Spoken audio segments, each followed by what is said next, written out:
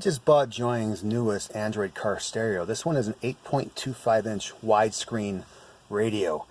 They also make a 10.25 inch, which would have been a little too big. Now when I saw this thing pop up, the dimensions were perfect to actually give me almost a bezel-less install. I wanted to have it fit left to right and not to have a bezel there. Then of course I just had to take my factory bezel and cut it to fit on top and bottom. And it gives it kind of a really cool look. I mean, I do a lot of car shows with this car, and I want something that's a little unique, a little different. I've never seen anything like this before. And you look and you see the 7-inch typical double-din radios. Everyone has them. So this radio here, it's not just physically different, but it runs Android 8.0, and it also has an Octa-Core 8-core processor, 64-bit, with 4 gig of RAM and 32 gigabytes of ROM. So this thing is really, really fast. Apps install quickly, and I absolutely love this thing. It is fantastic. Okay, so let's start the car. The car has a sleep mode. If you come back within about 48 hours, the radio is in a deep sleep, and it'll turn on almost instantly, and it'll load the last screen you had on. So if you had Google Maps on, it'll load Google Maps, but I usually try to leave a radio or a music app on because I want the music to play right when I start my car. So you'll watch how fast it starts to play. My car has not been on for about 24 hours. Radio's on. Music is already playing, and there's my music app. So incredibly fast compared to the old ones from about 2 years ago, where you had roughly a 45-second boot up time every time you came back to your car. So that I love. It's very responsive. Go back to the home screen. Now I haven't tried any other launchers on the widescreen version here because I don't know how they're going to work. This is Joying stock launcher, and to me, you know, I have a couple widgets at the top. It works out. I'm never on the home screen anyway, so it's good enough.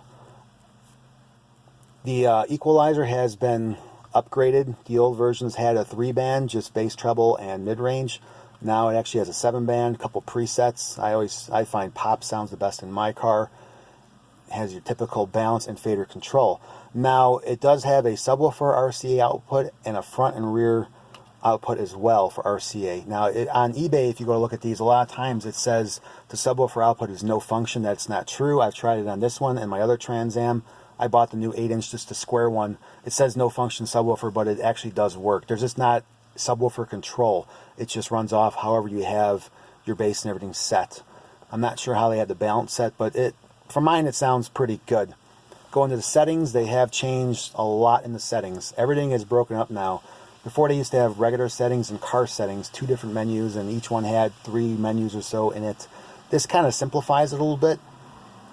Go through typical display.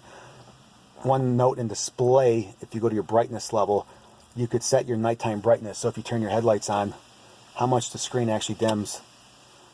It defaults around 80, and you almost don't even notice a difference. I suggest dropping this down almost to 0, so that way it's not too bright at nighttime. Typical stuff there. Going to this type of setting, I'm going to show you one thing that's kind of important when I find the menu. I'm not used to these menus yet. It does have steering wheel controls. As you notice, there is no buttons on this radio. This is the only radio they make where there's not a single button on the radio, which is fine. It gives me a clean install. I have steering wheel controls. To set them up, I have another video. Very simple to do. Go back, but my steering wheel controls work great. Volume up, down, next track, previous track, play, pause, mute, navigation, and phone. Switch to the next setting here. 3368. Okay, 2 things here. 1, for some reason it comes defaulted with backup camera turned off. I could not figure out why my backup camera would not work. And what it is radar video on off. It has to be set to on. It comes off, I don't know why. You think it would say backup camera or anything about parking, but it doesn't. So I actually had to contact Joying because I could not figure out how to do it. So it does have backup camera, works really well. Mine comes on when I hit the car reverse, and also I have a toggle switch there in case I just want to go into it. Go back into 3368, that's always their password. Next thing, that's kind of a big thing. Everything else I didn't really touch. Is the Bluetooth mic sensitivity. Now, when I first put this in, my wife said that it sounded terrible when I made a phone call. It was really bad. I actually recorded myself on our home answering machine, and it sounded like I was talking into a tin can. So, mic sensitivity, I set that to low. Sounds a lot better. Everything else, there's really not much else. If you want to reset your tablet, go into About Device, running Android 8.0.0. The processor is an Intel PX5 Octa-Core 8-core with 4 gig of RAM and 32 gigabytes of ROM. It is very, very fast. If you've had one of the older versions of the Join stereos, their version that runs Android 5.1 or Android 6 always had a problem with the Google Play Store. Always. It would work, but it would crash a lot. You'd have to go back into it 3 times to download an app. And the app installation or app just upgrade or updates took forever. It would download quick, and then it would say installing for about 5 minutes per app. It was really, really annoying. They'd install eventually, but it just took a long time. This radio here, all their Android 8 ones, is a lot more stable. I actually downloaded and installed about 12 apps in probably about a minute and a half. It was that fast. Super, super fast. So that's a huge upgrade, and they finally fixed the Google Map bug that every Android 6 radio had that they made, where if you rebooted the radio, Google Maps would work fine, but then when you came back from sleep mode, it just would not find your location on the map for some reason. It's like it wasn't communicating with the GPS antenna. I contacted them a few times, and they had probably 8 or 9 updates that said fix Google Map bug, and it just never fixed it. It was super annoying. So I started using Waze, and Waze always worked fine. I don't know why, but at least with these new Android 8 radios, the Google Map bug is finally fixed. For MP3s, I love PowerAmp. It's a great app. Just the way it sorts your music, it kind of has a nice look to it. You know, I like how it breaks down everything down, how it blurs the background from the actual album art is kind of neat. It's very fast, very responsive. Turn my miscellaneous on here. So that's cool. I have my wife's music and my music on here. That's why you saw the Bon Jovi pop up there. Not mine. Going back to home, the next one, YouTube Music. Actually, I just clicked on YouTube, so let's do that first. Going into YouTube, let's go to my account, my channel, my videos, just to show you how it looks with the widescreen if you play a video. Now, it's not going to stretch the video to the entire screen here. It shows it in the picture. As you see, they conform it to fit. So,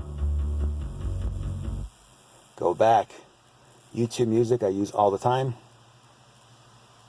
This is my favorite music app. I paid $9 a month just to have it, but I just love the way it works. It has everything on here, probably every song from every single group. It plays great on here. The only thing I don't like is how it fills the entire screen and takes away the top bar. And then once it starts playing, there's no controls on there. It's a screen. But I can still use my stereo controls to skip.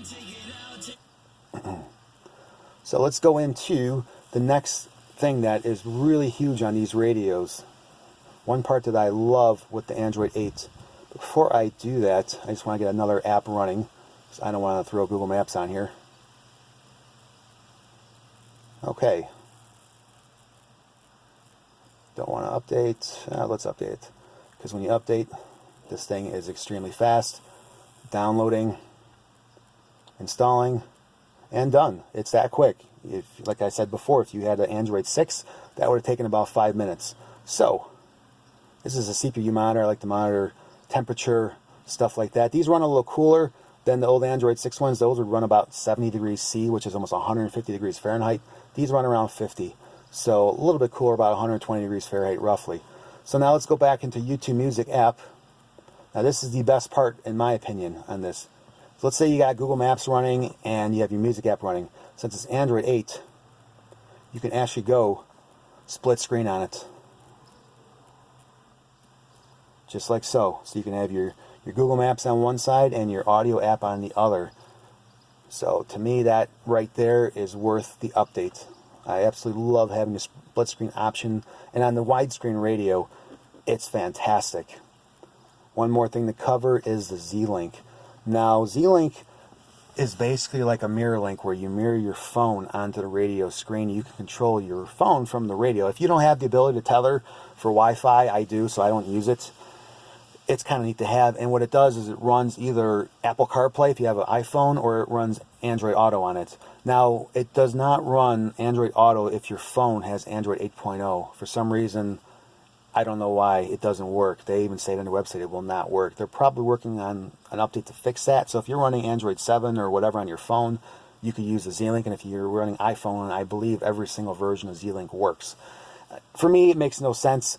I have my phone Wi-Fi tether. It's tethering onto the radio, so why would I plug my phone into the USB every time I get in my car to have Pandora play off my phone when I can just click on Pandora right here and it works right off my phone? I haven't even set this up yet because I haven't had this radio that long. I've had the radio for about 2 weeks, and I have not had any problems, not had any bugs. Reboot time is quick. Navigation works flawless. Waze works flawless. I've used, like I said, Power Amp, YouTube Music, and YouTube. I haven't tried Spotify or anything yet because I'm just not a fan of Spotify. And that is pretty much about it. Bluetooth works, like I said, good.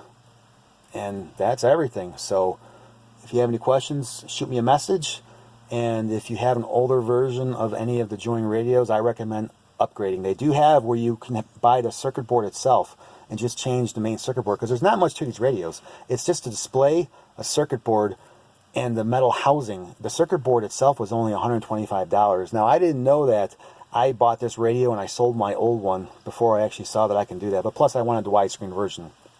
My other car, I went from the 8-inch square to the 8-inch square. I could have just bought the circuit board, but oh well, didn't know. So anyway, thanks for watching.